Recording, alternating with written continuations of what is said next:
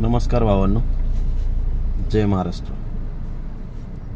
कसं आहे, आज मला एक जरा आपल्या ड्रायव्हर भावांशी, जे चालक आहेत, जे गाडीचे मालक आहेत, त्यांच्याशी मला थोडंसं बोलावं. गाडी मालकांनी पण आणि बाकी जे आपले जे ड्रायव्हर भाऊ आहेत त्यांनी पण थोडंसं ऐकावं. त्यासाठी मी हा एक व्हिडिओ बनवते आपल्यासाठी छोटासा.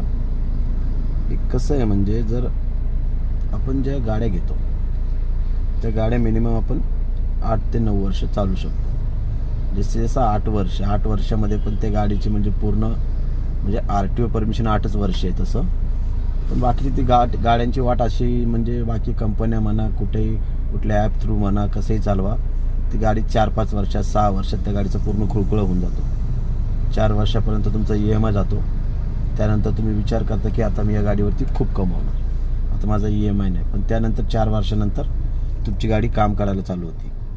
मग तिचं काम करत बसलं का आणि EMI भरला का, एकच झालं ते.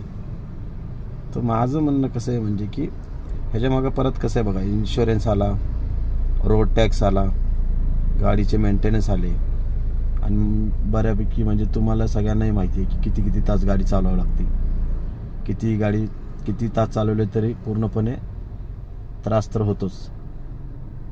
बाकीचे आजार तर होणं ते वेगळंच नंतर ड्रायव्हर भावांना.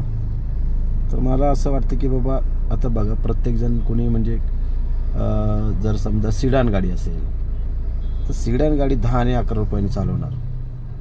10 आणि 11 रुपयांनी चालवणार. त्याच्यामध्ये तुमच्या टायरची झीज होणार, बाकीच्या गाडीचं ऑइल पाणी जे काय असेल ते, म्हणजे गाडी म्हणल्यावरती काम निघणारच आहे, असं नाही की काम निघणार नाही.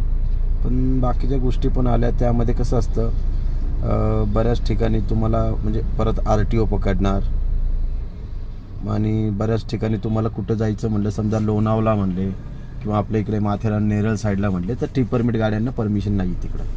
म्हणजे जे बऱ्यापैकी हिल स्टेशन आहेत तिकडं आपल्याच म्हणजे बाहेरच्या गाड्यांना अलाउड करत नाहीत ते. म्हणजे ॲप थ्रू जर तुम्हाला चालवायचं असेल तर ते येऊन देणार नाहीत तुम्हाला.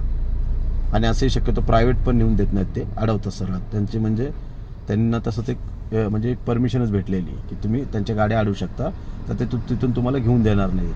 मग तुम्ही थोडंफार तेवढं जे काय लोकल भेटतं त्याच्यामध्ये तुम्ही चालवत बसता. त्याच्यामध्ये तुम्हाला काय परवडतं काय नाही तुम्हालाच माहिती. म्हणजे एक शब्द जरा सांगा की बाबा खरंच तुम्हाला काय परवडतं.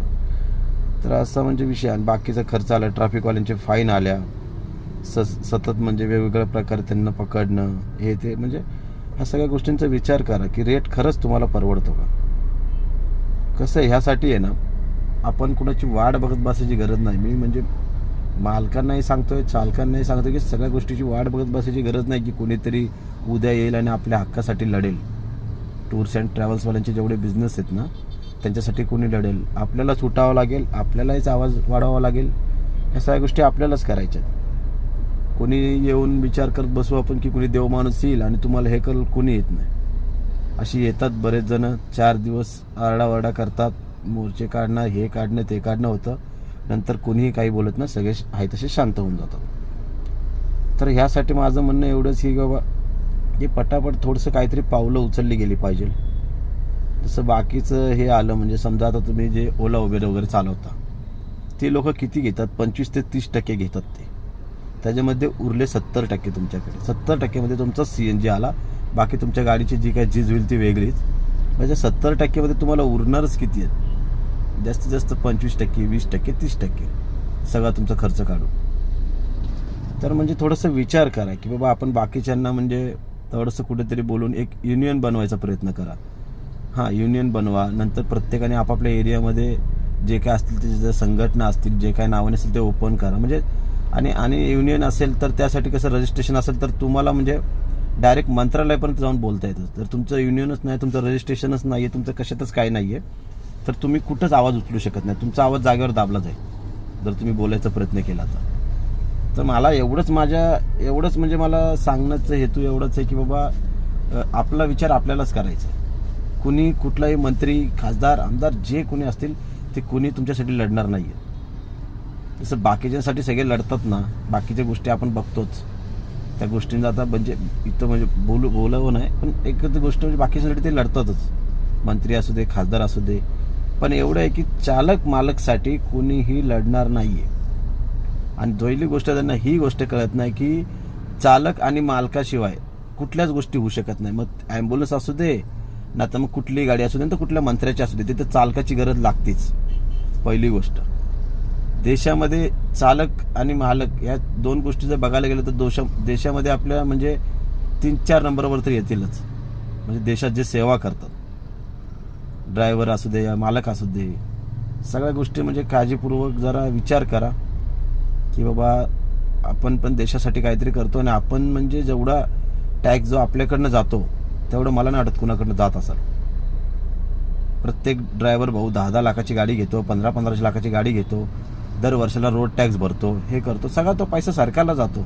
रोड टॅक्स पण घेणार, परत ही लोक टोल टॅक्स पण घेणार, परत त्यांची RTOची दादागिरी असणार, हे सगळ्या गोष्टी असतात. थोडंसं म्हणजे बघा, विचार करा, तुम्हाला काय वाटते, कसं वाटते बघा. आता म्हणजे मी हा व्हिडिओ म्हणजे बनवला, अजून पुढं काही मला भरपूर काही बोलायचं आहे, पण तुमच्या प्रतिक्रिया काय तसं सांगा.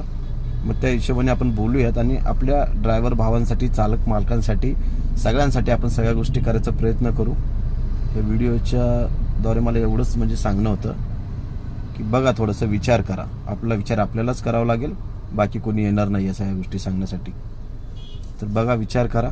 जय हिंद, जय महाराष्ट्र भावांनो.